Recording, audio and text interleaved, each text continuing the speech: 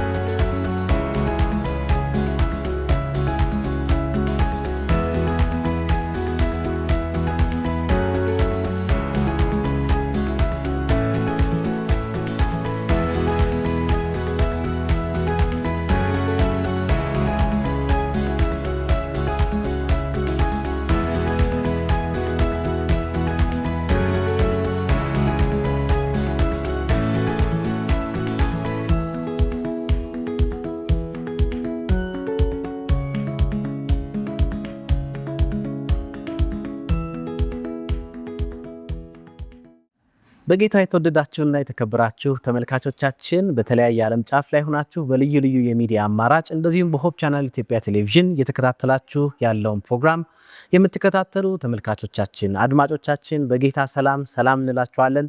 እንደምን ሰነበታችሁልን? የእግዚአብሔር ጸጋ በስቶልን እንደገና እንገናኝ ባለው መሰረት በዚህ ሰዓት በፊታችሁ ተገኝተናል። እናንተም ፈቃዳችሁ ሆኖ ባላችሁበት ቦታ እኛን ለመከታተል በያዛችሁት የመገናኛ መስመር አብራችሁ ስላላችሁ እጅግ በጣም አድርገን እናመሰግናለን። እስከ ፕሮግራማችን ፍጻሜ ድረስ ቆዩ ስንላችሁ ቀደም ሲል መግቢያችን ላይ እንደነገርናችሁ በተለየ መልኩ ዛሬ የምንገኘው በትኩረት ለሴቶችና ለሕፃናት ማህበር ነው የተገኘ ነው።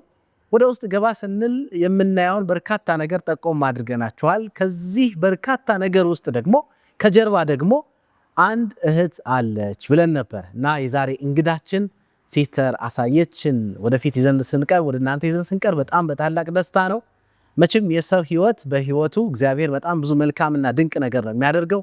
በዚህ ፕሮግራም እንደምናደርገው አንዳንድ ክፍሎችን እያየን እየተመለከትን እግዚአብሔር አምላክ በህይወቷ የሰራውን ስራ በስራዎቿ መካከል እግዚአብሔር እንዴት ያለ ስራን እንደሰራ በማየት እግዚአብሔርን የምናመሰግንበት የምንደነቅበትና የእግዚአብሔርን መልካምነት ደግሞ የምንቀምስበት ልዩ ቆይታ ይኖርናል ብለን ተስፋ እናደርጋለን። በዚህ የተለየ ሰዓት አብራችሁ እንድትቆዩ ዘልቀን እንጠይቃችኋለን። በተለየ መልኩ ደግሞ ዛሬ ብዙ የክርስቲያኑ ማህበረሰብ የጌታችን ኢየሱስ ክርስቶስን ልደት ምክንያት በማድረግ የሚያከብረው በዓለም ላይ ነው የሚገኘው።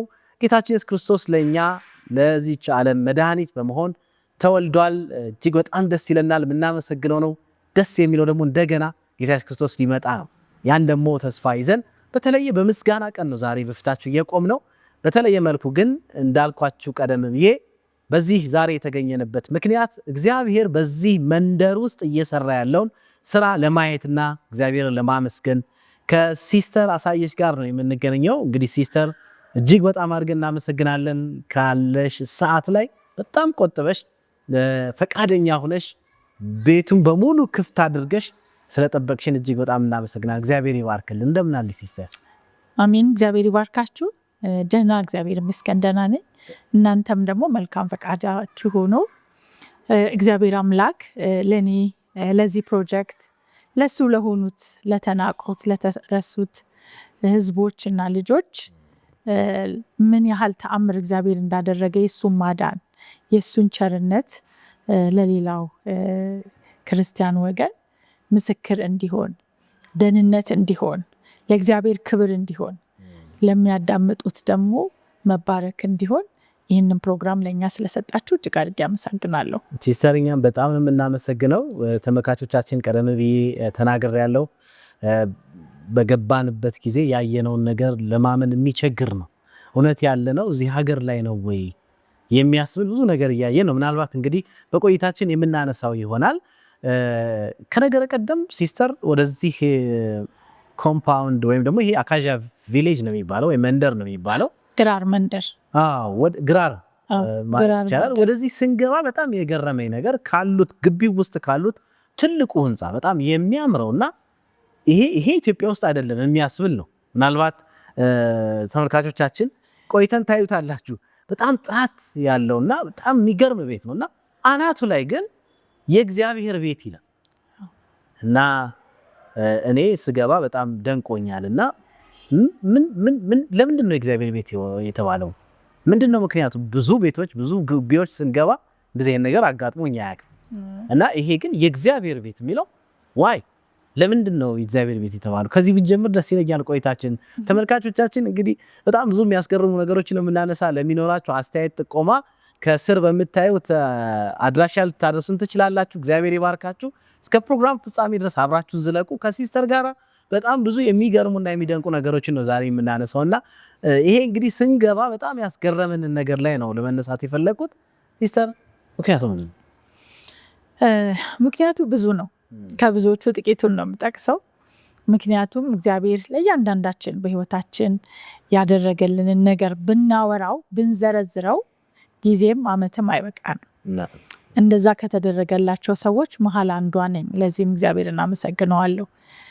ጋድስ ሃውስ ብዙ ትርጓሜ ያለው ከኋላው ብዙ ነገሮች አሉ። በጥቂቱ 3 ነገር ለመናገር ፈልጋለሁ። ለምን ጋድስ ሃውስ እንዳልነው ያም ማለት የእግዚአብሔር ቤት ብለነዋል።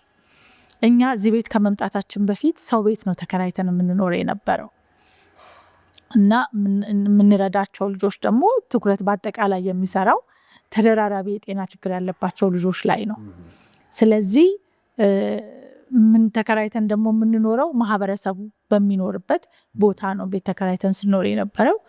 እኛ ከምንፈልገው ስራ ጋር ስለሄደልን ብለን ተከራይተን ስንኖር የአካባቢው ሰው ጠላን፣ ወነጀለን። ለምን ቢባል እንደዚህ አይነት ልጆች እዚህ ኮምፓውንድ ውስጥ መኖር የለባቸውም። አንደኛ ህመምተኛ ናቸው፣ ሁለተኛ በቃኛ ልጆቻችን ደስ አይላቸውም፣ ኢንሴኩሪቲ ይሰማናል፣ ደህንነት አይሰማንም ብለው የምታዩቸው ልጆች እንኳን ሊጮሁ ሊረብሹ እንደው ሰው እግዚአብሔርን ፈርቶ ለነሱ ካልተጠነቀቀ ድምጽ ማውጣትም የሚችሉ ልጆች አይደሉም። እንደገናም ደግሞ ከኛ ፊት ለፊት ንዋይ ቻሌንጅ ትምህርት ቤት አለ። 3000 ተማሪ አለው። በየቀኑ ያ 3000 ተማሪ የሙዚቃ ትምህርት አለው፣ ስፖርት አለው፣ መዝሙር አለ፣ ውጭ ወጥቶ ይጫወታል። ያ ጩኸት አይረብሻቸው። ግን የኛ ቤት ያሉ ልጆች ጩኸት ይረብሻቸው ነበርና አይወዱንም፣ ይከሱናል። ከዛም አንድ ቀን አረሳም ሰላም ማየት መስማት መናገር ማችለዋለች። እሷ ክረምት ነው ኃይለኛ መብረቅ ሲመጣ ትንሽ የመስማት እድል አላት። እንደውም ውጭ ሄዳ ከታከመች እንትኑ አለው የመስማት አቅሙ አላት ኦፕሽን እና እሷ ትደነግጣለች፣ ትጮሃለች። ከዛ እኔ ጋር ከሌሊቱ 6 ሰዓት አልፏል ይደወላል። እኔ አጋጣሚ ሆኖ እወጣለሁ እገባለሁ እንጂ መልካቸውንም አላቅም። ሰዎች የትኛው የማን ቤት እንደሆነም አላቅም። ለራሴ ቢዚ ነኝ፣ የኔ ኮንሰርንም አይደለም። እኔ ስራዬን የተጠራሁበት ስራዬ ላይ ነኝ ያለሁት እና እዛ በቃ ደውለው በጣም ተናገሩኝ። ሲጀመር አላቃቸው እና አንቺ እዚህ ሰፈር መኖር የለብሽም እነኝህ ልጆች ይዘሽ ከዚህ ሰፈር ወጥተሽ ከተማ ጥግ ቆርቆሮ ቤት ሰርተሽ ነው አንቺ ማኖር ያለብሻል። ከዛ በቃ ያው ማለት ያለብኝ ሲጀመር በሌሊት አይደወልም ሰው ቤት። ሁለተኛ ነገር ደግሞ እነኝህ ልጆች መብታቸው የትም የመኖር ጤነኛም ሆኖ ጤነኛም አልኖሩ እንደ ማንኛውም ሰው እንደ ማንኛውም ልጅ መብት አላቸው የመኖር። ወደው ፈቅደው አይደለም እዚህ ውስጥ የገቡት። አያድርስብን በቤታችን ቢሆን ኖሮ ምን እንሆን ነበረ? አንዳንዴ እግዚአብሔርን ማሳዘን ነውና ጥሩ ያልሆኑ ንግግሮች ይናገሩናል፣ ይከሱናል። ከዛ እንድንወጣ ፔቲሽን ተፈራርመው ሁሉ ፍርድ ቤት ሄደዋል። ብዙ ቦታ ሄደው ሰብአዊ መብት የሴቶች ጉዳይ ሚኒስቴር ምናምን ሄደው ከሰውኛል። ማንነቷ ማትታወቅ ህጋዊ ያልሆነች እንደዚህ የምትሰራ የተባልኩ ኮነን ነበረ። እነኚህ ልጆች ማየት፣ መስማት፣ መናገር፣ መሄድ ስለማይችሉ እናት አባት ስለሌላቸው እንደ መርገም ስለተጣሉ በጣም ይጠሏቸው ነበረ። አንዳንዴ ሳያውቁ ነው እንዴ ሁሉ ብለን እኛ ደብዳቤ ጽፈን እስኪ ተቀራርበን እናውራ ሁሉ ብለናቸው ፈቃደኛም አልነበሩ። ገብተውም አይተዋቸውም አያውቁ።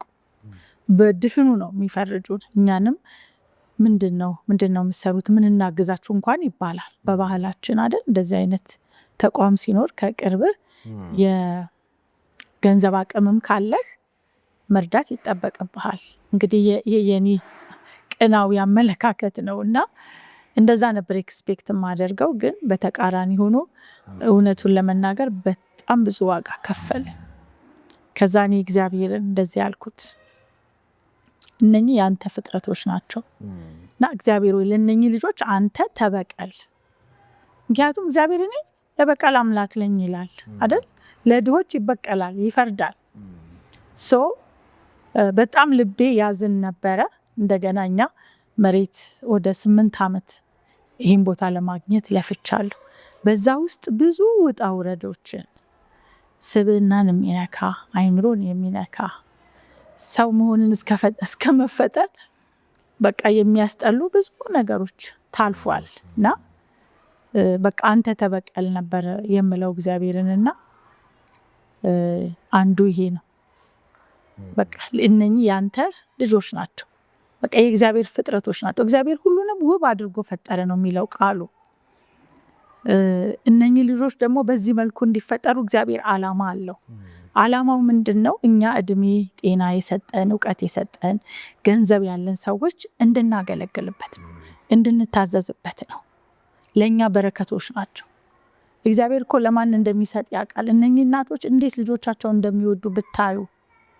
አብረው የደከሙ እድሜ ልካቸውን ላይፍ ታይም ኮሚትመንት ነው ለእናቶቹ። አይጥሏቸው፣ አዝለው በጥሳቸው ነክሰው ነው ልጆቹን እዚህ ጋር የሚያደርሱት። ስለዚህ ልብን እያየ ይሰጣል እግዚአብሔር። ስለዚህ ቤቱም የእግዚአብሔር ነው፣ ልጆቹም የእግዚአብሔር ናቸው። የሰጡት ደግሞ ሰዎች በተአምር የመጡ ናቸው። እግዚአብሔር ያው በኋላ ስንደርስበት የምናወራው ስለሆነ ነው። በተአምር እነኚህ ሰዎች መርቶ አምጥቶ ይህን ቤት አሰራ። ስለዚህ እነኚህ 3 ነጥቦቼ ናቸው። እሱን እንደውም ብታነሹ ደስ ይለኛል።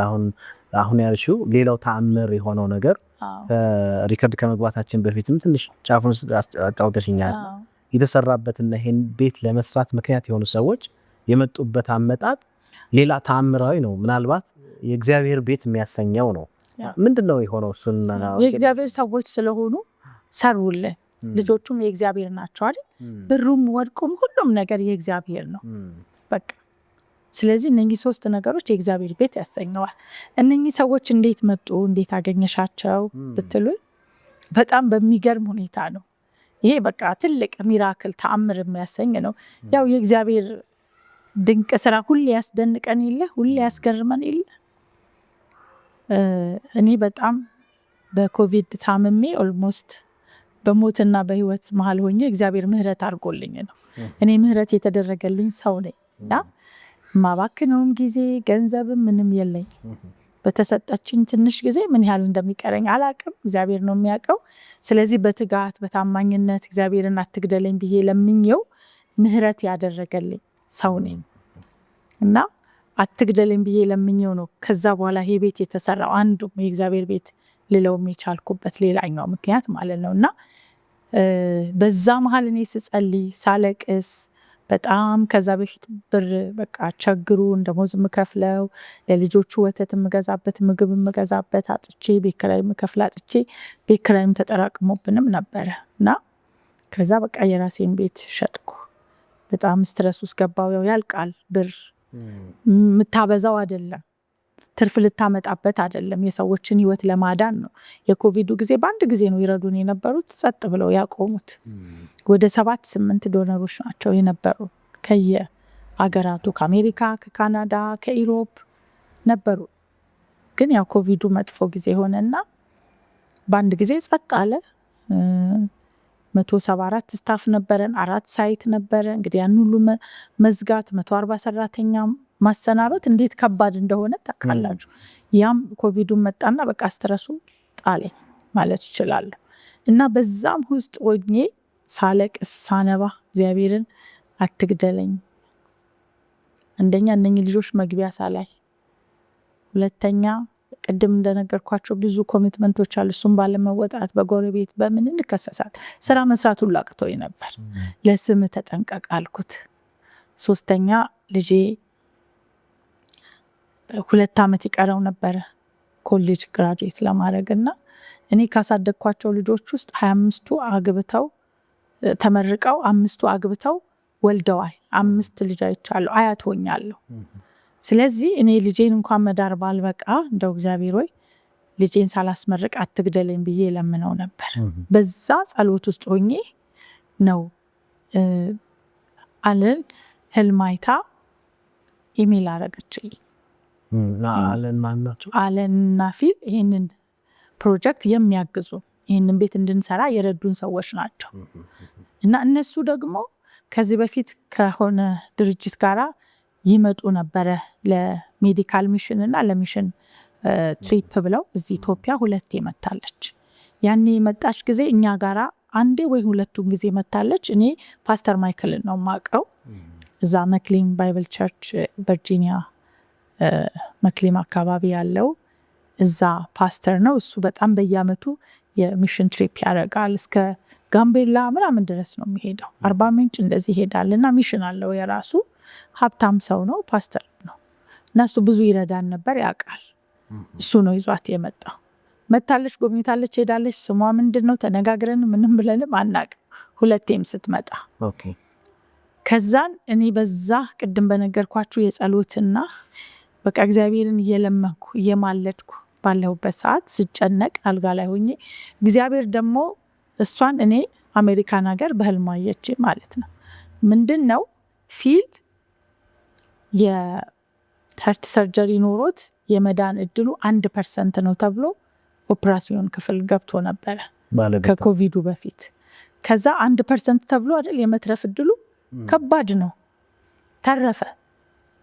በጣም ሀብታላቸው እግዚአብሔርን የሚያገለግሉ በጣም እግዚአብሔርን የሚወዱ የእግዚአብሔርን ድምፅ የሚሰሙ ሰዎች ናቸው ብል ማጋነን አይሆንብኝም። 3 ወር ይጸልዩ ነበር በፊት ከሚሰሩ ድርጅት ጋር አቆመው። እሱ ደግሞ ለምንድን ነው እኔ በምድር ላይ እንድኖር የፈቀድክልኝ? ስለዚህ እንድኖር ከፈቀድክልኝ ደግሞ ባለኝ ሀብት በሰጠኝ በባረከኝ አፍሪካ ሀገር ከአፍሪካ ሀገር ኢትዮጵያ ውስጥ መስራት እፈልጋለሁ። ከማን ጋር እንስራ ብለው ይጾሙ የጸልዩ የነበሩ ሰዎች ናቸው። እኔም ደግሞ ቅድም እንደነገርኳቸው አልጋ ላይ ሆኜ እነኛ 3 ጸሎቶች ስጸልይ እግዚአብሔርን ስለምነው ነበርና ከዛ ህልም ታያለች። ከዛ በኋላ ለባሏ ስትነግረው ህልም አየው። ምን ህልም አየሽ? እንደዚህ ቅድም እንደነገርኳችሁ። ማናት ታዲያ? ታውቂያታለሽ? አላቃትም። የድርጅቱን ስም ታውቂያለሽ? አላቅም። ታዲያ ምን ብለን ነው ምናገኛት? ከዛ እንደዚህ ሲያስቡ ምን ሲሉ ሲጸልዩ ትዝ ሲላቸው ማይክል ነው ፓስተር ማይክል ነው እዚህ ያመጣቸው። እሱ ጋር ይደውላሉ። ከዛ እሱ ሲነግሩት ገና ሳልጨርስ ነው አለች። ምስክርነት አላቸው ባይዘው ቴስቲሞኒያል እንትን 5 ሚኒት አለ ተቀርጿል። ዌብሳይታችን ላይም ተደርጓል። ዩኤስ ያለው ዌብሳይታችን ላይ እና ከዛም በኋላ ልክ ለሱ የነገረችው እያለ ሳልጨርሰው ህልሜ አወኳት በቃ አለኛለች። እና ማናት ስለው ሲስተር አሳየች፣ ትኩረት ለሴቶችና ለሕፃናት። ከዛ ትዝ አለኛለች እዛ ቪዚት ማድረጓን እና በምን ላግኛት ኢሜል አለ ስልክ አለ ወይ ብዬ ስጠይቀው ኢሜልም ስልክም ቴክስት አደረገልኛለች። ከዛ እሱም ደስ አለው እኛም ደስ አለን። በቃ እግዚአብሔር መልስ ሰጠን አሉ። ከዛ ጸለዩ። ከጸለዩ በኋላ ኢሜል አረገችልኝ እና እኔ ኢሜልን ከፍቼ ሳይ አለን ይላል። እንግዲህ ወንድ ትሁን ሴት አላቅም፣ እየሰራሽ ነው ወይ እንዴት ነው ስራ ምናምን ብላ ትጠይቀኛለች። ከዛ ያው ብዙ እኔ ቶሎ ኢሜል አልመልስም በተለይ ማላቃቸው ከሆኑ። ከዛ ልክ ኢሜሉን መልሼላት ደቂቃም ሳይቆይ እሷ መልሳ መልስ በቃው እየሰራው ነው ያለሁት እንደዚህ ምናምን ብዬ ዝም ብዬ ትንሽ ነገር ጻፍኩላት።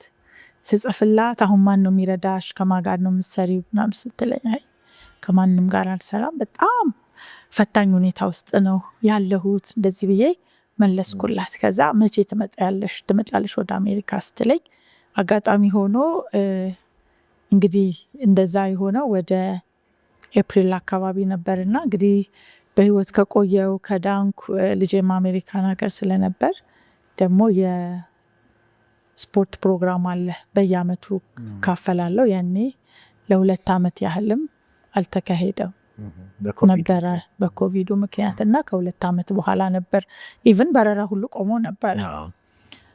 እዛን በቃ እንደዚህ ከሆነ እመጣለሁኝ ጁን ኢንድ ኦፍ ጁን ላይ እመጣለሁ ብዬ መልስ ስሰጣት ወዲያው እዚህ ቦታ በዚህ ቀን በዚህ ሰዓት ብላ አድራሻ ላከችልኝ። ከዛ እሺ በቃ እንደ እግዚአብሔር ፍቃድ አገኛችኋለሁ ብዬ መልስ ሰጠው። እዛን በቃ እያለፈች ቼክ ታደርገኛለች እንዴት ነው ምናምን ትላለች። ደህና ነን ግን ያለውን እንትን አስረዳለሁ ምን ያህል ከባድ ሁኔታ ውስጥ እንዳለው አስረዳቸው ነበር። ከዛ ሄድኩኝ አገኘኋቸው ባሉት ሰዓት ባሉት ቀን ያሉት ቦታ ተገናኘ። እኔ ሜሪላንድ ስፖርቱ ሜሪላንድ ነበር። ከዛ 1 ሰዓት ከምናምን ተጉዤ ሄጄ አናገርኳቸው። ልክ ሰዓት አወኳት። ፓስተር ማይክልም ከነ ባለቤቱ አብሮ ነበረ። ራት ጋበዙኝ፣ አወራኋቸው።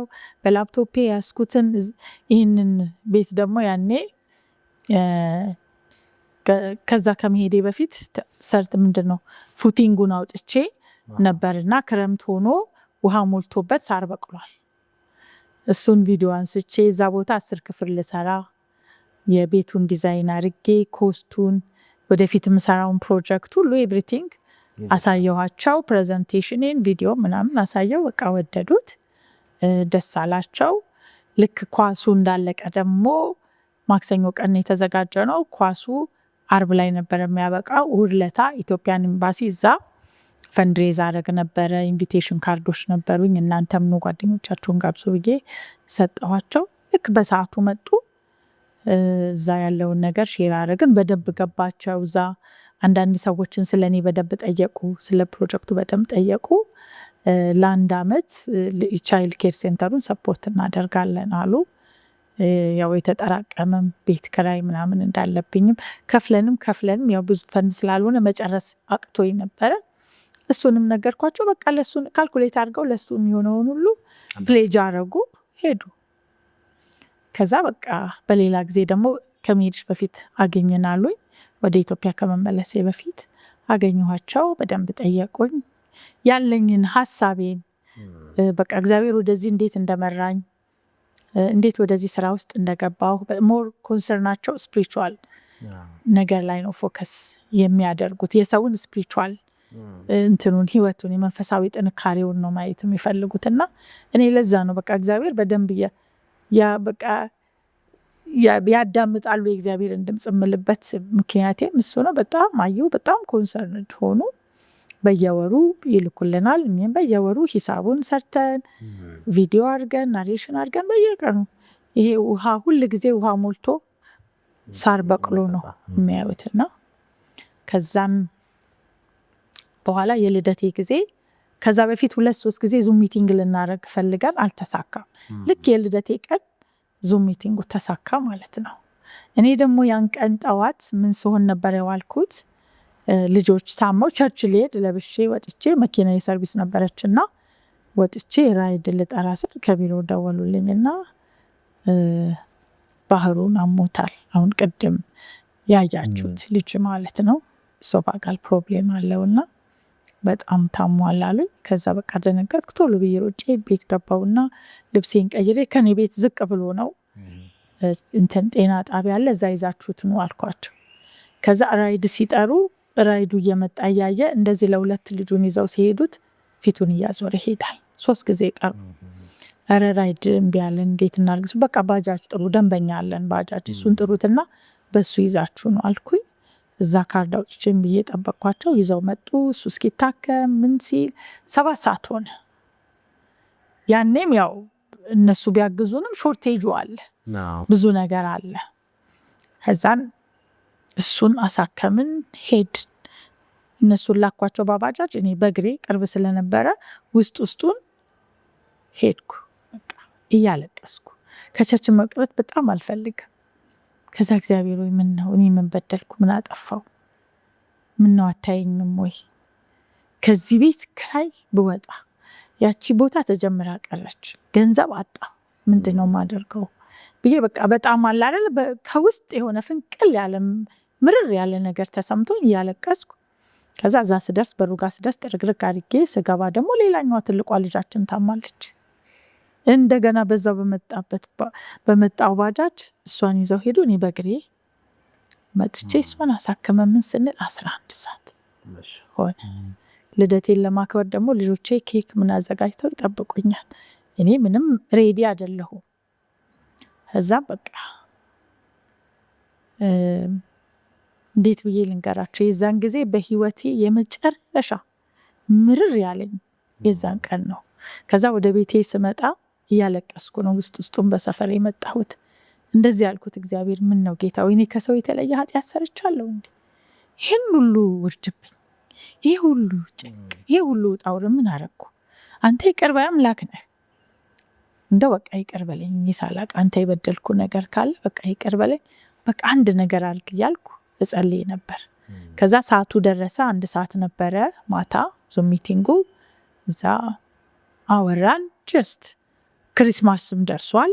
አወሩኝ፣ በደንብ ጠየቁኝ። ስራው እንዴት ነው ምናምን አሉ። እኔም ቪዲዮ ሪፖርትም እዛችሁ አቀረብኩላቸው። ዙም ሚቲንጉ ላይ ደስ አላቸው በፕሮግረሱ።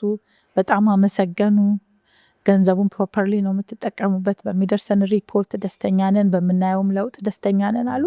አመሰገንኳቸው። ከዛ ፕሌጅ አደረጉ። ፕሌጅ ለማን ያደረጉት? እስካሁን የሰጠንሽን በየወሩ ምንደግፈውን እንቀጥላለን። ለቤቱ ሁል ጊዜ ውሃ ሞልቶ ሳር በቅሎ ከምናይ አንቺም ጥረሽ አላገኘሽም፣ ለዛ ፈንድኛ ቤቱን እንሰራልሻለን ብለው 10 ከፍሏል ሊሰሩ። እኔ ደግሞ ከዛ በፊት ዝም ብዬ ከዛ ፉቲንጉን ምኑንም በቃ አላርለ ፎቅ እንደሚሰራ አርገው ይውጣ ብዬው ነው ከልጁ ጋራ ዲዛይኑን ከሰራልኝ ልጅ ጋራ ያወራሁትና በዛ ልክ ነው ወጥቶ ቆሞ የነበረው። ገና ፉቲንጉ ሲጀመር ዲዛይኑን ስራልኝ ብዬው ሰራልኝ። ለምን ይሄ ብቻ ይሆናል? ለምን 10 ክፍል ብቻ በዚህ 300 ካሬ ሜትር ላይ ለምን 2 ጊዜ ገንዘብ ሲወጣል ብዬ እንደ በውስጤ እግዚአብሔር ሲመክረኝ ማለት ነውና ስንት ክፍል እንደምፈልግ ምን አይነት ክፍል እንደምፈልግ ስኬች አድርጌ ሰጣሁትና በዚህ ስራልኝ ብዬው ቆንጆ አድርጎ ራሱ ይሄንን ቆንጆ አድርጎ ስሎ ስትራክቸሩን ሰርቶ ሰጥቶኝ ነበር። ከዛ እሱን ይዣለው በልቤ አልነገርኳቸውም። ከዛ በቃ ትሰሪያለሽ ብለው ፕሌጅ አደረጉ። ሁሉን ነገር ከሰማሁ ካመሰገንኩ በኋላ ክሪስማስ ጊፍታችን ነው ብለው ነው የሰጡት። ከዛ ዛሬ ልደቴ ነው። ግን በልደቴ ቅድም የነገርኳችሁን እንዲሆኜ ነው አልኩት። እግዚአብሔርን ምርር ብዬ አልቅሼ ጠይቄው ነበር እና በእናንተ በኩል እግዚአብሔር መልስ ሰጠኝ። በጣም አመሰግናለሁ ስለ የኔም ልደት እኮ ነው አለን ማለት ነው። ተመሳሳይ ቀን ማለት ነው። ልደታችን አንድ ቀን ነው። ስማችን የሚጀምረው አልፋቤት ኤ ነው። እኔም 3 ወንድ ልጆች አሉኝ፣ እሷም 3 ወንድ ልጆች አሏት። የእግዚአብሔር ነገር አይገርምም? ሌላው የሚገርመው ነገር ከዛም በኋላ ያው ሰላም ተባባልን፣ ጨረስን፣ ተዘጋ፣ ጨረስን፣ ዙሙን ዘጋን። ከዛም ከስንት ቀን በኋላ እዛ ቮለንቲር ልጅ አለችን፣ የዘማሪ አቦነሽ አድነው ልጅ እድል የኛ ቮለንቲር ሆና የምታገለግል ናት እና ለእሷ እዛ 5-1C ማውጥተናል። እሱንም ያገዙን እነሱ ናቸው። በፊትኛ ሌላኛውን ነበር ያወጣ ነው የፐብሊክ የሆነውን እንድናወጣ ረዱን። ራሳቸው ጠበቃ ቀጥረው ምን ብለውን የጨረሱልን። ቼኩን ሲልኩ ደብል አድርገው ላኩ። የሲስተርን አልከገቡት ማለት ነው። የእሱን ደብል አድርገው የሲስተርም የልደቷን ጊፍት ነው የክርስማስ ጊፍት ተብሎ ከዛ ሞራል አገኙ። ይህን በቃ በዚህ ዲዛይን አሁን ባለቀበት ዲዛይን መስራት ጀመርኩ። ያ ብር የት ያድርሰኝ አያድርሰኝ ምንም ነገር አልጨነቀኝም። እግዚአብሔርን በጣም ተማመንኩት። ምን እንደማስብ ታውቃላችሁ? ሁል ጊዜ አንድ ነገር እግዚአብሔር በውስጤ ይህንን ነገር ስሪ ብሎ ሲሰጠኝ እኔ ጋር ያለቀ ፕሮጀክት ነው የሚመጣው። ለእኔ ያለቀ ፕሮጀክት ነው እግዚአብሔር የሚሰጠኝ እንድፈጽመው እንድሰራው። ለፕሮጀክቱ የሚያስፈልገውን ባጀት ሁሉ እግዚአብሔር ያመጣል። ይህንን ተማርኩ በህይወቴ አንድ ነገር ማለት ነው። ከዛን እንግዲህ የህልማቸው ውጤት ይሄ ሆነ። ስለዚህ ጋድስ ሃውስ ስንል በእነኝና ሌሎች ባልጠቀስኳቸው ወደፊት ደግሞ እግዚአብሔር ሌላ እድል ከሰጠኝ የምጠቅሳቸው ብዙ ምክንያቶች አሉና ጋድስ ሃውስ የሚያሰኘው ሌላኛው ደግሞ ሚራክል የሆነ ታምራዊ ምክንያት ደግሞ ይሄ ነው። በህልም ታይቶ እዚህ ግቢ ውስጥ ያያችሁትን 3ቱንም ፕሮጀክት እነሱ ናቸው የሰሩት። ኦልሞስት 1.5 ሚሊዮን ዶላር የፈሰሰበት ነው። ተመልካቾቻችን እየተከታተላችሁ የምትገኙት በዚህ ትኩረት ለሴቶችና ለህፃናት ማህበር መስራች አስተዳዳሪ ከሆነችው ሲስተር አሳየች አካጂያ ቪሌጅ ውስጥ ነው የምንገኘው። በጣም የሚገርም ታሪክ ነው ስትነግረን የነበረው። እውነትም የእግዚአብሔር ቤት የሚገርማችሁ ምናልባት ወደፊት ምገልጻቸው ምክንያቶች አሉ ብላለች። ወደፊት ትገልጻቸው ይሆናል። እኛ ባየነው ደግሞ እኔ ባየሁት በውስጡ ያሉት ልጆች እነማን ናቸው? አሁን ልጆቼ እነዚህ ልጆች ብለሽ ቀለል አድርገሽ ነው የተናገርሽ። ኋላ ምናልባት በደንብ ታስጎበኝን ይሆናል። እኔ ግን ስላየው እዛ ውስጥ ያሉት ህፃናት እውነትም የእግዚአብሔር ቤት የሚያሰኝ ነው። ምክንያቱም እናንተም አይታችሁ የምትፈርዱት ነውና እውነትም የእግዚአብሔር ቤት ነው። ይህን ስራ ነው እንግዲህ እየሰራሽ ያለሽው። የሚገርም ነው። እኔ አሁን እንደ ወደኋላ ልመልስሽና መቼም ወደዛ ወደዚህ እያንጫወታለን። ወደኋላ ልመልስሽና ሲስተር ይሄን አገልግሎት መቼ ነው የጀመርሽው? አሁን አንቺ ይሄ ቤት የእግዚአብሔር ቤት ነው አልሽ። ያንቺም አይደለም የነዚህ ልጆች መኖሪያ ነው። እንደውም እንደሰማሁት ያንቺ የነበረውንም ሽጠሽ ነው ይሄን ድርጅት እንዲቀጥል የሚያደርግሽ የነዚህ ልጆች መኖሪያ። አሁን ሲስተር ቤት አላት ይባል ቤት የላትም።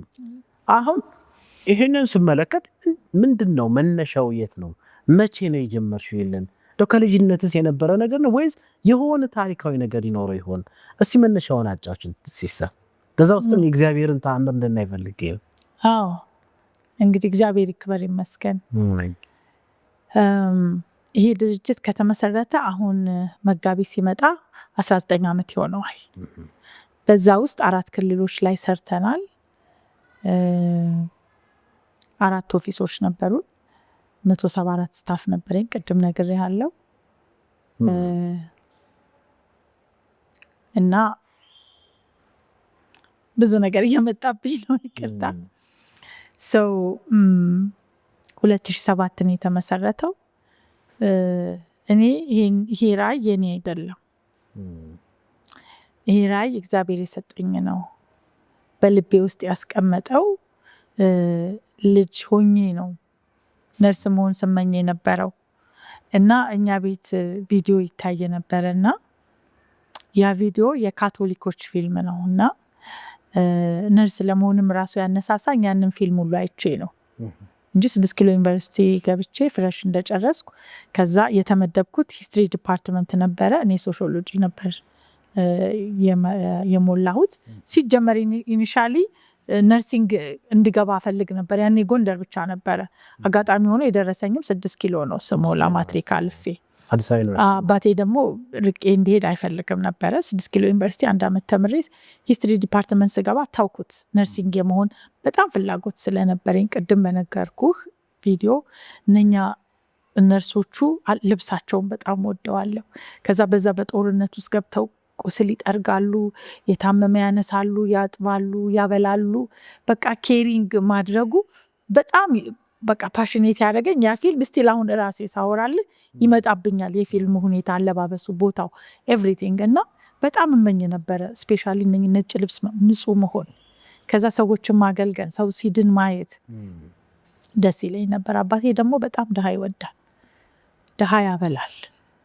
እግዚአብሔር ይመስገን ባለጸጋ ነበረ እና እኔ ማቃቂ አድቬንቲስት ትምህርት ቤት እንድማር እሱ አቅም ስላለው ነው ይፈልግ ነበር መንፈሳዊ ነገር እንድንማር። እሱም ከካቶሊኮች ጋር ነው እየሰራ ያደገው። በደንብ ያውቃል ስለ መጽሐፍ ቅዱስ፣ አይቃወምንም ነበረ እና የኔ ብጤ ሲመጣ በር ሲያንኳኳ ማንም ስለ እግዚአብሔር ብሎ የኔም ቤት ካንኳኳ የሚበላ ነገር እንኳን ባይሆን ውሃ እንኳን ስጡት ይላል። ሌላው ደግሞ አባቴ የነበረው ነገር በጣም የሚደንቀኝ እስከሚሞት ድረስ እኛ ቤት ቆሎ፣ ድፎ ዳቦ ምናምን አይጠፋም። ከዛ ጠዋት ይነሳና መሶብ ነገር አለችው፣ ዳቦ ይፈረፍራል፣ ቆሎ ያረግባትና ጣራዋ ላይ ያስቀምጣል ለወፎቹ። አያጭዱም አይዘሩም ሲል እኮ እኛን አዘጋጅቶ ነው እያለ ያበላል። ድሃ በጣም መርዳት ይወዳል። ስለዚህ እነኚህ ድሃዎች ሲመጡ እግር እናጥባለን፣ እግር እናጥባለን፣ የእንግዳ ገላ እናጥባለን፣ ልብስ እናጥባለን። እየረዳን ያደግ ነው። እኔ በጣም ሰርቼ ነው ያደግኩት ከአባቴ ጋር። የእሱንም ሂሳብ ነጋዴ ነበር ብያቸዋለሁ። እህል ቤት አለ፣ ፍጮ ቤት አለ። ያንን ገንዘብ ማኔጅ ማድረገው እኔና 2 ወንድሞቼ ነበረ እና ሂሳብ ያዥ ነበርኩኝ። ሂሳብ ሹም ነው የሚባለው በድሮ። ሂሳብ ያዥ ነበርኩና ከዛ ነው አንድም ገባ ያ ፊልሙ አለ። እንደገና እንግዳ እናስተናግዳለን። ድሃ ነው አባቴ ማብላት የሚወደው። ከስንት አንድ ጊዜ ነው ሀብታም ጓደኞቹ ወይ ምርቃት ወይ ሰርግ ምናምን ካለ እኛ ቤት መጥተው የሚበሉት። ድሃ ማብላት ነው የሚወድ። በሬ እያረደ ነው ለበዓል የሚያበላው። አንድ እሱ አለብኝ ውስጤ አለ። ከዛ ነርስ ሆንኩ። ነርስ መሆኔ በራሱ በቃ ማገልገል። እዛ በሽተኛ ይመጣል፣ የሚበላው የለም ምን የለም። እንደገና ደግሞ ፖሊዮ ክትባት መጥቶ ኮሚኒቲ ውስጥ ስንሄድ የማህበረሰቡን ችግር በደንብ አድርጌ ያያል። ምክንያቱም እኔ ተቸግሬ አላደኩም። አባቴ በጣም አንከባሮ ነው ያሳደገን። መማረው አቃቂ አድቬንቲስት ነበር። ከዛ ቀጥታ ነው ዩኒቨርሲቲ የገባሁት። የካምፓስ ምግብ አልበላም፣ ግድ ካልሆነብኝ ከቤት ይመጣልኛል፣ ገንዘብ ይሰጠኛል። ወንድሜም 5 ኪሎ ይማር ስለነበር እየመጣ ይጋብዘኛል። አካባቢውን በደንብ ሁኔታውን እስከማቅ ድረስ በዚህ ሁሉ እንድልቅ ነው። አግብቼም ስወልድ በጣም አራሶኜ በጣም እንክብካቤ ተደርጎልኝ ነው አራስነቴን የወጣሁትና ለፖሊዮ ለመስጠት ሲሄድ ሰዎቹ መደብ ላይ ተኝተው አጥሚት ከጎናቸው የለ፣ የሚንከባከባቸው የለ። ድህነትን በደንብ አድርጌ ኮሚኒቲ ውስጥ ያለውን አየሁ። እዛን ጤና ጣቢያም ሰዎች ሲመጡ መድኃኒት ቲቪ ክሊኒክ ስሰራ በባዶ ሆዳቸው ነው የሚወጡት። እዛ ጋር ካፌ ነገር አለች። ከሷ ከደሞዜ የምወስደው ሌሎች ሰዎችንም እያስተባበርኩ ሻይ በወተት እንደዚህ እንዲጠጡ ያረኩ፣ ዳቦ እየገዛውላቸው እንዲወጡ አደርግ ነበር። እነኚህ ሁሉ ከውስጤ ስለነበረ እንደገናም ደግሞ ወደዚህ ፓሽን እንድገባ ሌላው ምክንያት ደግሞ የሆነኝ ህይወት የተቀናጀ ስሰራ ኮሚኒቲ ነርስ ነበርኩ። ወደ 367 ይህንን ንፋስ ስልክና ኮልፌ ላይ ነበር ዘነበ ወርቅ እሰራ ነበር። ያኔ ደግሞ እንደምታውቁት ወደ 364 ያረቄ ቤቶች ነበሩ። እዛ ማታ ላይ ጠጠር ጠብ ቢል መሬት አይወድቅም። ሰው በሰው ነው፣ ይጨፍራሉ፣ ይጠጣሉ። አረቄ በስሙኒ በ50 ያኔ የዛሬ 20 ምናምን ዓመት ይገዛል። የኤችአይቪ ስርጭቱ ኃይለኛ ነው እዛ አካባቢ። ከከተማ ውስጥ ካለው ሀይ ነው እዛ ጋር የነበረው። ከዛ ከገጠር ይመጣሉ፣ እሱ ጥበቃ ይሆናል። ሰው ቤት ሰራች፣ በረፍት ይገናኛሉ፣ ይጋባሉ። በ20 ብር በ40 ብር ቤት ይከራያሉ፣ ልጅ ይወልዳሉ። ወዲያው ነው የሚሞቱት። ያኔ አንቲሪትሮቫይራል ድራጉ አልመጣም፣ ግንዛቤው አነስተኛ ነው። ሰው በደንብ አያውቅም እንዴት እንደሚተላለፍ፣ እንዴት መጠበቅ እንዳለበት ራሱ። ከዛ በአመቱ ሞተ። ከዛ በኋላ እናትየው እርጉዝ ነበረች። ከወለደች በኋላ ወር ሳይሞላ ልጁ ሞተ። ከዛ ያንን ልጅ አንስቼ በእናትየው ሞታ በሰልስቱ ሲሄድ እዛ ኬርጊቨሮቹን ይዤ ልጁ ከነቃው እንደዚህ ተጠቅልሎ ላስቲክ ነገር ለብሷልና ዝናብ ይንጠባጠባል ከላይ ከጣራው ላይ። በቃ ፍፍ ነው ያረኩት። ያኔ እኔ ልጄን ሁለተኛ ልጅ ወልጄ 5 ወር ነኝ። ጡት ማጠባ እናት ነኝ እና አንጀት በጣም ነው የሚንሰፈሰፈው። ፋርጌ ወደ ቤት ሄድኩ። ከዛ ለሚመለከተው አካል አስተዋወቅኩ። ከዛ ወደዚህኛው ስራ ያ ልጅን አመጣው። እንደገና ሌሎች ሲሞቱ ሳመጣ እንደዚህ ሲል 8 ተቀጠለ። ያኔ ሰው ቤት ተከራይቼ ነው የምኖረው። እኔ ያዝናሉ ብዬ በዚህ ምክንያት እናታቸው ሞቶ አባታቸው ሞቶ እንደዚህ ስል ያው HIV ነገር ያኔ ነበረው ጥሩ አልነበረም፣ ያባረሩኛል። በ5 ወር በምናምን ከቤት መጨረሻ ላይ ወደ ቆሬ ጅጅጋ ሰፈር የሚባለው እዛ ብቻውን ግቢ ጥሩ ቤት አገኘውና ከዛ ተከራይቼ ልጆቹን ይዤ 2 ሰራተኛ ተጨማሪ ቀጥሬ ተጨማሪ ስራ እየሰራው በሳምንት 3 ቀን አስተምራለሁ። ነርሲንግ ስኩል ነርሲንግ አርት አስተምር ነበር። ከዛን ደግሞ ክሊኒክ እየሰራው ስልጠና እየሰጠው ስለ HIV ማኑዋል ዲቨሎፕ እያደረኩ 2 አመት ማንም ሳይደግፈኝ ከዛ መጨረሻ 2 አመት ወደ ከተማ መጣው። አቅም ሲኖረኝ ወደ ከተማ መጣው። ስራዬንም ታውኩ። ከዚህ ከቆሼ ጋር ወደ መሃል መጥቼ ወደ መኬንሳ ጋር ተከራየው። ለልጆቹ ዴኬር ምናምን የሚሆን ነገር አደረግኩ። እሱን እየሰራው ፈንድ አገኘው፣ ላይሰንስ አወጣው። እግዚአብሔር ወደዚህኛው ራዕይ አመጣ እና ከውስጤ ያንን ፊልም በማየት የአባቴን ሁኔታ በማየት ስራዬ ይሄ ሁሉ ነገር ወደ ምፈልገው ራዕይ እግዚአብሔር ድሮ ነው ያበቀለው ውስጤ ያስቀመጠው። ከዛ በቀለ አፈራ እዚህ ጋር ደረሰና ከልጅነቴ ነው ማለት እችላለሁ። ምኞት እግዚአብሔር ተመሰገነ ይሁን። ተመልካቾቻችን ምናልባት እንግዲህ ረጅሙን ታሪክ ነው አጠር አድርጋ ሲስተር ያስቀመጠችው። በዛ ደሞዝ ብቻን እየኖሩ የራስ ልጅ እያለ ሌላ ልጅ ጨምሮ ያውም ደግሞ ወላጁን ያጣ የራስ ያልሆነ ልጅ የኔ ብሎ አንስቶ ማሳደግ እጅግ በጣም የሚገርም ነው። ያ ሁሉ ታልፎ ዛሬ ደግሞ ይሄ ቪሌጅ ተቋቁሞ ስቲል ያ ስራ ቀጥሏል። የሚገርመው ነገር ዛሬም ያሉት ህፃናት አብዛኞቹ ወላጅ የሌላቸው አሉ። ወላጅ አለመኖሩም ብቻም ሳይሆን ደግሞ በራሳቸው ችለው የማይንቀሳቀሱ ግን እግዚአብሔር ፍጥሮች እግዚአብሔር የፈጠራቸው በተለያየ ምክንያት የሰውን ድጋፍ የሚሹ ሆነው ያሉትን ይዞ ተንከባክቦ ማንም ወላጅ ሊያረግ ከሚችለው በላይ ተደርጎላቸው በፍቅር እየኖሩ ያለበት ሁኔታ ነው የምናየው ያየሁትና ይሄ መቼም እግዚአብሔር ሲሰጥ ነው። መሰጠትም ይጠይቃል። አሁን እኔ የማየው ሲስተር ራሷን መስጠቷን ነው የማየውና ይሄ በጣም እግዚአብሔር ልናመሰግን የሚገባ እግዚአብሔር እንዴት ያለ መልካም አምላክ ነው። እንደዚህ አይነት ሰዎችን እነዚህ ልጆች አሁን እነ ሲስተር ያሉ ባይኖሩ የት የሆኑ ነበረ?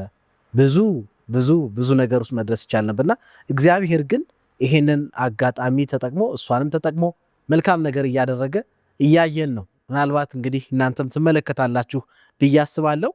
አሁን እንግዲህ አሁን በዛ ጅማሬ ነው ያ ሁሉ ደረጃ መጥቶ እዚህ የደረሳችሁ እና አሁን እዚህ ስናይ መግቢያችን ላይ እንዳልኩት ተመልካቾቻችን ኢትዮጵያ እዚህ አዲስ አበባ ያለ ግቢ ነው ወይስ ሌላ ነው የሚያሰኘን?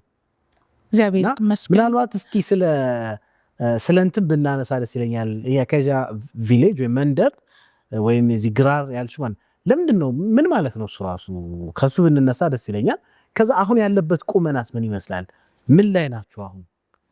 ያ ከቅድሙ ላይ ትንሽ ልጨምርና ይቅርታ ወደ እሱ መለሳለሁ። እግዚአብሔር ጸጋውን አብዝቶልን ነው እንዳልኳችሁ በውስጤ አስቀምጦ እነኝን ልጆች አስቧቸው ነው እንጂ ማንም ሰው በራሱ ይህንን ሊያደርግ አይችልም። የረዳን ያገዘን ለዚህ ስራ የሚሆነውን ገንዘብ ያመጣ ለዚህ ስራ የሚሆኑ ሰዎችን ሰራተኞቹ ራሳቸው በጣም ዴዲኬትድ ሆነው በቃ ራሳቸውን ሰጥተው የሚሰሩ ናቸው ሞግዚቶቹ። እነሱ ባያግዙን ልጆቹን መንከባከብ አይቻልም እና ሁሉንም በዚህ አጋጣሚ ስታፎቼን አምላኬን የረዱኝም በሙሉ ቸርችም ብዙ የሚጸልዩልኝ ሰዎች አሉ፣ መተው የሚያግዙ ሰዎች አሉ። ሁሉንም በድፍኑ ላመሰግን እወዳለሁ።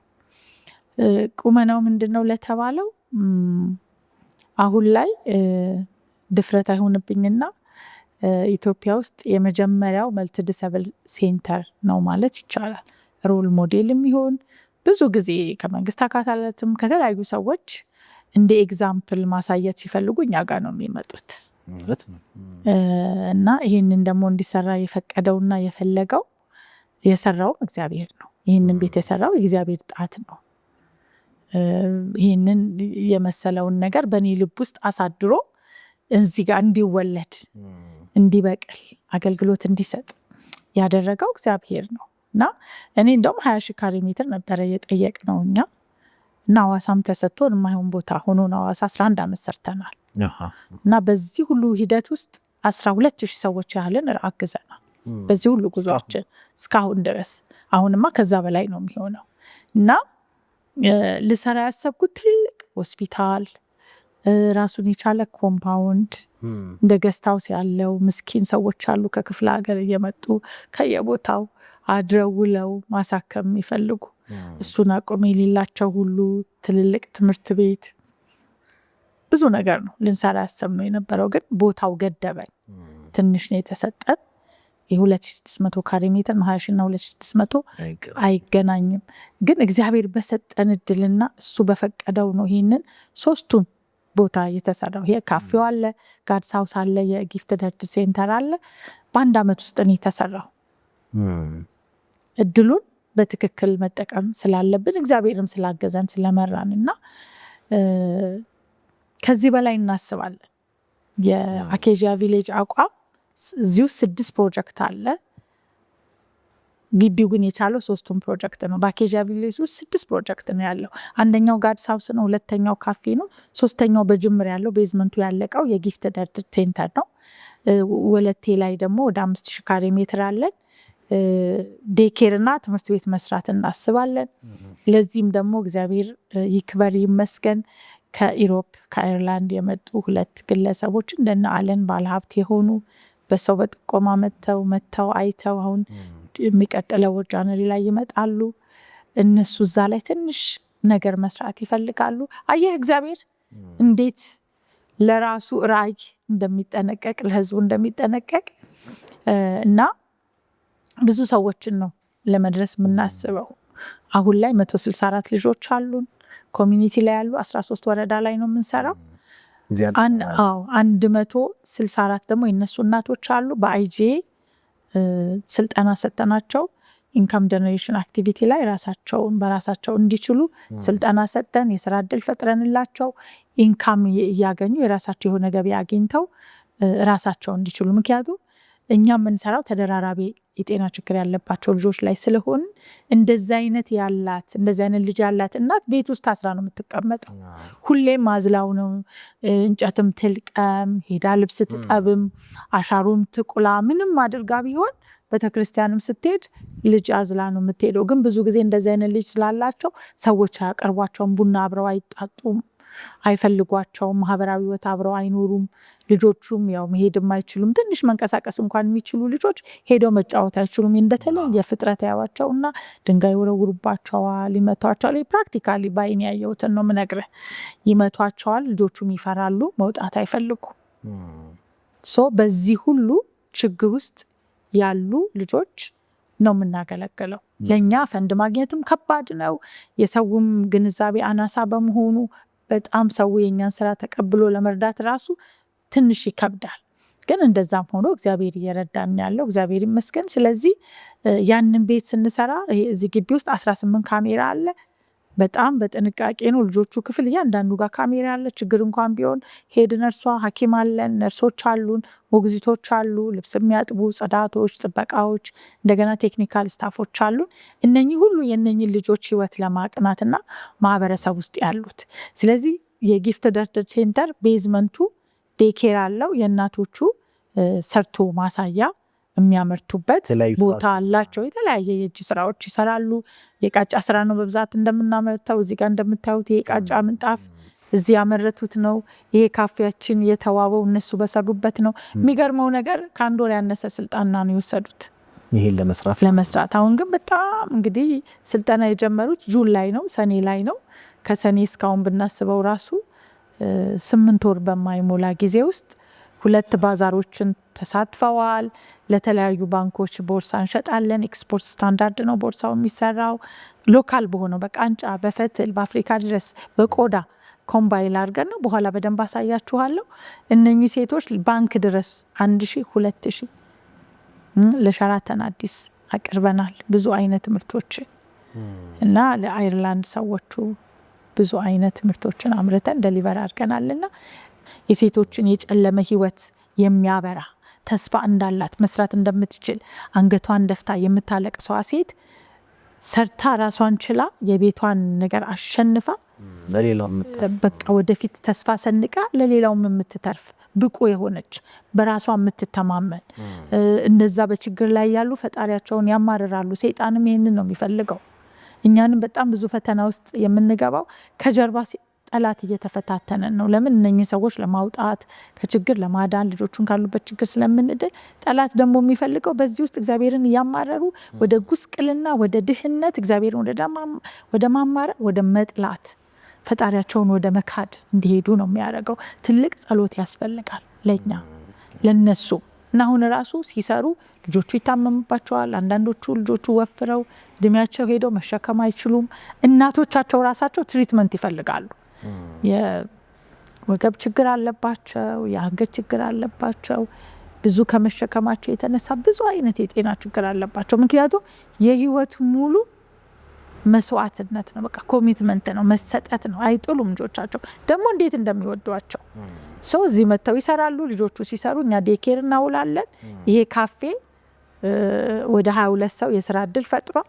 ሁለተኛ ነገር ደግሞ ልጆቹ እነሱ ስራቸውን እየሰሩ ልጆቹ ስንንከባከብ በቀን 3 እንመግባለን። አሁን ጤነኛ ናቸው፣ ደስተኛ ናቸው።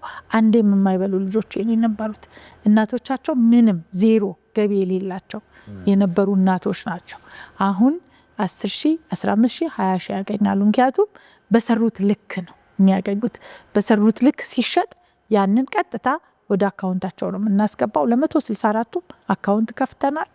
ኮፕ ባንክ ነው የከፈት ነው። እዛም የተከፈተበት ሪዝን ኮፕ ባንክ የምቹ ጉያ የሚባል የተለየ አገልግሎት አላቸው። ያ ምንድነው? ከ5,000 እስከ 15,000 ዊዛውት ኮላተራል ይበደራሉ። ድንችም ሸጣ ቢሆን ሽንኩርትም ሸጣ ከሰልም ሸጣ ከ5,000 ጀምሮ ያበደሩ 10,000 15,000 3 ዙር የደረሱ እናቶች አሉ። እነኚህ ትልልቅ ልጆች ያላቸው እናቶች ይበደራሉ፣ እዛው ደጃቸው ላይ ይሸጣሉ፣ ገቢ ያገኛሉ፣ ይመልሳሉ። በቃ እኔ አሁን እነሱ ደስተኛ ሆነው ልብሳቸውን ቀይረው ንጹህ ሆነው ልጆቻቸውን ዳይፐር መግዛት ሲችሉ ሐኪም ቤት ሄደው ማሳከም ሲችሉ መሶባቸው ሙሉ ሲሆን ይሄንን ከማየት በላይ የሚያስደስት ነገር የለም። እና ቅድም እንደተናገርኩት ሁል ጊዜ እየተረዱ ሁል ጊዜ እያማረሩ መቆየት ሳይሆን እድሉን ከሰጠናቸው ተአምር የሚሰሩ ሰዎች ናቸው። አቅም ያላቸው ሰዎች ናቸው። እንቁ የሆነ አቅም ነው በውስጣቸው ያለው። እውነቴን ነው የምልህ። እንቁ የሆነ በቃ ትልቅ ኃይል ፓወር አላቸው ሲሰሩ። በዚህ ሁሉ ነገር በዚህ ሁሉ ችግር ውስጥ ሰርተው ለመለወጥ ያላቸው ቅናት፣ የልጆቻቸው ነገር ተቀይሮ ለማየት ያላቸው ቅናት ብዙ ነው ያየ ነው። ትንሽ ካገዝካቸው መለወጥ ይችላሉ። እና ሆሊስቲክ የሆነ ሰርቪስ ነው የምንሰጠው። ስለዚህ የብዙዎቹ 54 ሴቶች በዚህ ውስጥ ህይወታቸው ተቀይሯል። እግዚአብሔር ይመስገን። በየወሩ ቋሚ የሆነ ነገር አላቸው። ቢያንስ ልጅ ቢታመምባቸው አንቲፔን ገዝተው ቢርበው ከመሶብ ቆርሰው መስጠት ይችላል። ይሄን ከማየት በላይ ምንም የለም። ክብር ለእግዚአብሔር ይሁን። ይሄንን የረዳን ያገዘን እግዚአብሔር ስለሆነ እና በቃ ራሳቸውን ችለው ይወጣሉ። እንደገና ስፖንሰርሺፕ ፕሮግራም አለን። በወር $100 ነው። በብዛት ውጭ ያሉ ሰዎች ናቸው ይሄንን የሚያግዙ ያሉት። ከ164ቱ 16ቱ አግኝተዋል። በዛች ቤት ኪራይ ይከፍላሉ፣ ምግባቸውን ይገዛሉ፣ ልጆቻቸውን ያሳክማሉ፣ የሚማሩ ልጆቻቸውን ያስተምራሉ። ህይወታቸውና ታሪካቸው ተቀይሯል። ታምር የሆነ አምላክ አይደል ያለ ታምርን የሚሰራ እና በዚህ እኔ በጣም ደስተኛ ነኝ። የሰው ልጆችን ህይወት መቀየር እግዚአብሔር ስላገዘን ስለረዳን ማለት ነው። እና ይሄ ነው ቁመናችን። ወደፊት እንዳልኳችሁ ከጎን ቦታው ከተሰጠን ግራውንድ +9 ትዊንስ ቢልዲንግ አለን። ሄልዝ ሰንተር ነው የሚሆነው። ያ ደግሞ በቃ ለየት ያለ ለስፔሻል ኒድ ብቻ የሆነ ህክምና የምንሰጥበት ነው የሚሆነው። ወደፊት የምንሰራውም ትምህርት ቤቱም ዴኬሩም ልዩ ፍላጎት ላላቸው ልጆች ብቻ ነው የሚውለው። እንደዚህ አይነት ትምህርት ቤትም የለም፣ ዴኬርም የለም። አሁን ሀገራችን ላይ እንደዚህ አይነት ፋሲሊቲ የለም። እግዚአብሔር ቢረዳን ቢፈቅድ ከኖርን በሚመጣው 3 እና 5 ዓመት ውስጥ እነኚህ 3ቱም ፕሮጀክቶች ከጊፍትድ ሄርት ሴንተር ጋር 4ቱም ፕሮጀክቶች መጨረስ ነው የምናስበው። እንግዲህ እግዚአብሔር ፈቃዱ ይሁን። የጊፍትድ ሄርት ሴንተርን በሎካል ፈንድ እንሰራለን ብለን ነው የምናምነው።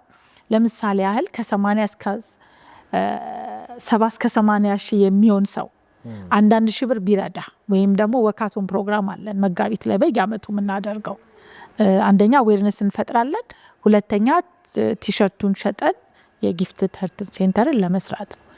ይሄ ሰው በቃ ከ70 እስከ 80 ሺህ ኢትዮጵያዊ ሆ ብሎ ተነስቶ 1,000 ብር ቢሰጥ ወይም ቲሸርቱን ገዝቶ ወካቶን ፕሮግራሙ ላይ ቢካሄድ ጊፍትድ ሄርት ሴንተር በሎካል ፈንድ ወይም በሎካል ሪሶርስ መሰራት የሚችል ነው። ከዛ ስሙን ደግሞ በእነ አለን ስም ነው ማስቀመጥ የምንፈልግ። የጊፍትድ ሄርት ሴንተርም ስል 3 ምክንያቶች አሉን። አንደኛው የልጆቹ እናቶች ራሱ የተሰጠ ልብ ስላላቸው ነው። ልጆቻቸው 24 ሰዓት ሳይሰለቻቸው በጣም ረስትለስ የሆኑ ብዙ እንክብካቤ የሚፈልጉትን ልጆች ከነሱ ጋር አብረው እየወጡ እየወረዱ ሲታመሙ እየታመሙ እየተሸማቀቁ ያሉት አልጣሉ የተሰጠ ልብ ስላላቸው። ይህንንም ደግሞ ኮምፓውንድ የሰሩልን እና አለን ናቸው የተሰጡ ልቦች ስላሏቸው።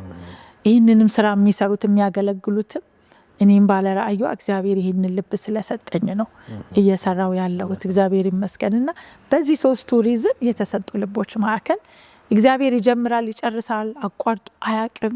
እኔ እግዚአብሔርን እጠብቀዋለሁ መልስ ይዞ ስለሚመጣ። ሲመጣ ደግሞ በተአምር ነው የሚመጣ፣ በብዙ በረከት በብዙ ሚራክል ነው እግዚአብሔር የሚገለጸው ሁል ጊዜና ታምኖ መጠበቅ ነው ጌታ እና እግዚአብሔርን በእምነት ማገልገል። ካስቀመጠን ቦታ የፈለገ ወጀብ ማዕበል ቢነሳ እሱን ፊርምሊ ይዞ እግዚአብሔርን ጥብቅ አድርጎ ይዞ ብንንገዳገድም እሱን ከያዘን አንወድቅም፣ ያነሳናል ወደምንፈልገው እሱ ወዳሰበልን እንድናገለግለው ወደ ፈለግንበት ቦታ ስለሚወስደን እሱን መጠበቁ ጥሩ ነው። እጠብቀዋለሁ እግዚአብሔርን። ከዚህ በፊትም ታምር አሳይቶኛል፣ ወደፊትም እግዚአብሔር ታምረኛ አምላክ ነው፣ ታምር ያሳየኛልና ለምንድነው ይሄንን ምለው? ብዙ ጊዜ አሁን ይሄን ጨርሽ ደግሞ አታርፊም ይሉኛል። ያንን ጋር ሳው ስንጨርሽ እዛች በረንዳዋ ጋር ቆሜ ለስታፎቼም እዚህ መጥቶ ለሚጎበኝም ሰው እንደዚህ ይላል፣ እዚህ ጋር ካፌ ሰራለው፣ ይሄን ካፌ ሰራና እዛ ጋር ጊፍትድ ሄርት ሴንተርን ሰራለው፣ ልጆቹ እዛ ጋር ይመገባሉ፣ እናቶቹ ስራ ይሰራሉ፣ ክሊኒክ ይኖረናል፣ ትሬኒንግ ሴንተር ይኖረናል። በደንብ እናቶቹን አሰልጥነን በቃ ይሄ ለልዩ ፍላጎት ላላቸው ልጆች ናኒ እንዲሆኑ አስተማሪ እንዲሆኑ እናሰለጥናለን። እናቶቹ ምርፍ ብለው ልጆቻቸው ዴኬር በደንብ ሁሉም መጥተው እዚህ በየቀኑ 164ቱም መጥተው ሰርቪስ እያገኙ ሰርቪስ በአራቱም አቅጣጫ እንልካለን፣ ይመጣሉ፣ እንሰራለን እላቸው ነበር። ካፌው እናቶቹ ይቀጠራሉ፣ ስራ ይሰራል። አሁን እናቶቹ ሱቅ አላቸው፣ ዳቦ ቤት አለን። በኋላ እንደምታዩት እናቶቹም እዛ ባልትና ይሰራሉ፣ ይሸጣሉ፣ ዳቦ ቤቱም ይሸጣል። አንደኛ ይሄንን እንትኑን ሰስቴን ለማድረግ ነው ፕሮጀክቱን፣ ሁለተኛ ለእናቶቹ የስራ እድል መፍጠር ነው እና እግዚአብሔር ሁሉን አሳክቶልናል። የቀረ ነገር የለም እና እንደዛ ብዬ ስነግራቸው ደግሞ አታርፊም ይሉኛል። ይሄው እኔ ውስጥ ያስቀመጠ እግዚአብሔር ነው። ቅድም እንደነገርኳችሁ መግቢያ ላይ ይህንን ፕሮጀክት ሲያመጣ ያለቀ ፕሮጀክት ነው ለእኔ እግዚአብሔር የሚሰጠኝ። ፈንዱን ሁሉን ነገር የሚሰጡትን የሚሰሩትም ሰዎች ያመጣል። እኔ መታዘዝ ብቻ ነው የሚጠበቅብኝና ትኩረት በአጠቃላይ የተነሳበት ዓላማ ይህን ይመስላል።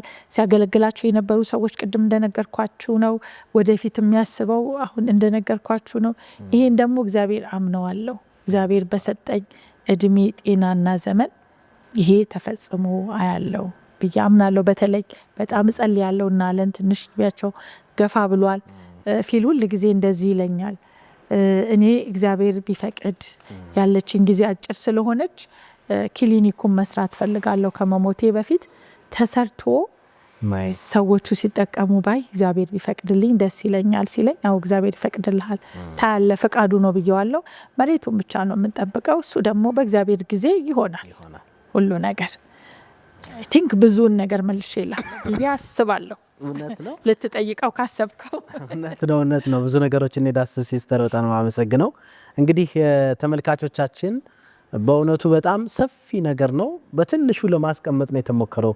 እግዚአብሔር ለሚታዘዙት እና ፈቃደኛ ለሆኑት ልቦች ምን ያህል መልካም ነገር እንደሚያደርግ በእነሱ ውስጥ ተጠቅሞ ደግሞ ለስንቶች እንደሚደርስ የምናይበትን ስራ ነው ሲስተር እንግዲህ የምትናገረው። እሷ ለእግዚአብሔር በታዘዘችው ቁጥር እግዚአብሔር በእሷ አማካኝነት ለብዙዎች በረከት ማግኘት፣ ለሰጪዎቹ፣ ለተጠቃሚዎቹ፣ ለሚመለከቱትም ሁሉ እኮ በረከት ነው የሆነው እና ስለዚህ ቪሌጅ ስለዚህ መንደር እግዚአብሔር እናመሰግናለን። ከዚያ ቪሌጅ ስር ወደ 6 ፕሮጀክቶች አሉ ላለች 3ቱ ፕሮጀክቶች እዚህ አሁን እያየናቸው ነው። በጣም የሚገርም ነው። ይሄን ካፌ ብትመለከቱ በጣም የሚገርም አይነት አሰራር ነው የተሰራው። እናቶች የሚጠቀሙበት ራሳቸው የሰሩት ለማህበረሰቡ የሚያገለግል ህንፃ ነው እዚህ ጋር የተሰራው። እንደዚሁም ደግሞ ይሄ ጊፍትድ ሃንድስ የተባለው የተሰጡ ልቦች ማዕከል የተሰጡ ልቦች ማዕከል ደግሞ አሁን ተመልካቾቻችን ትመለከቷላችሁ። እናቶች ልጆቻቸውን አስቀምጠው እዛ መጫወቻ አላቸው፣ እዛ ተቀምጠው እነሱ ደግሞ ስራቸውን ይሰራሉ። የሚሰሩት ስራ ደግሞ ዛሬ ዓለምን ዘልቆ እያለፈ ያለ ከትንሽ ነገር ተነስቶ በጣም ውብና የሚያምር ጠንካራ ነገር እየሰሩ ተመልክተናል። ያ ብቻም አይደለም።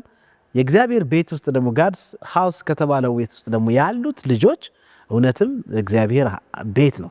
ጥንቃቄው፣ የነርሶቹ እያንዳንዱ የተቀመጠበትና የሚደረገው ነገር ተመልካቾቻችን ታያላችሁ፣ እናንተ ምስክር ትሆናላችሁ። ይህ መሰጠትን ይጠይቃል። ድንቅና ተአምር ነው። ተመልካቾቻችን ይህን የአሁኑን ቆይታችን በዚህ ወደ መቋጫው ሳመጣ ቀጥታ ይዣችሁ ወደ ቦታዎችን እንድታዩ እንፈልጋለን እና በዛ ውስጥ እግዚአብሔርን እንድታመሰግኑ እናረጋለን። ከዛ በኋላ ተመልሰን ደግሞ እንመጣለን። በክፍል 2 ፕሮግራም ላይ ተመልሰን መተን በእውነት ለዚህ ሁሉ በዚህ ውስጥ ተአምር ነው እየተደረገ ያለው።